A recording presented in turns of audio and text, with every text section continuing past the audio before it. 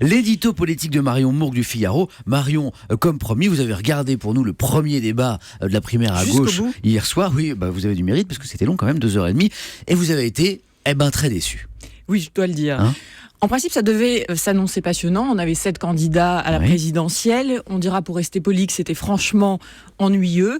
On a eu le droit à des présentations récitées. Vous savez, celles qu'on a à l'école quand on a une poésie annonnée, celle dont on veut se débarrasser. Sauf qu'à la fin, on n'a rien retenu. Hier, c'était pareil. Ouais. À part un catalogue de mesures plus ou moins techno, on n'a pas eu de vision d'ensemble ni de projet de société.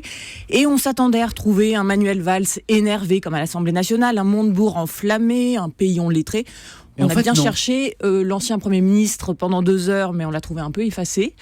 Comme déjà sonné par une campagne qui est un peu difficile pour lui.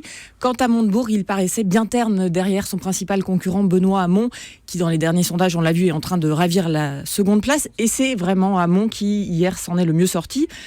Dès la première minute, il a réussi à glisser son idée de revenu universel autour de laquelle les débats se sont ensuite organisés. Du coup, vous êtes d'accord avec le Parisien qui lui a mis 7 sur 10 ce matin, je le disais tout à l'heure. On a aussi vu que Benoît Hamon, Marion et Emmanuel Valls ne partiraient pas en vacances ensemble. Oui, on a l'impression que passer une soirée de débat ensemble, c'est le maximum qu'ils arriveront à faire.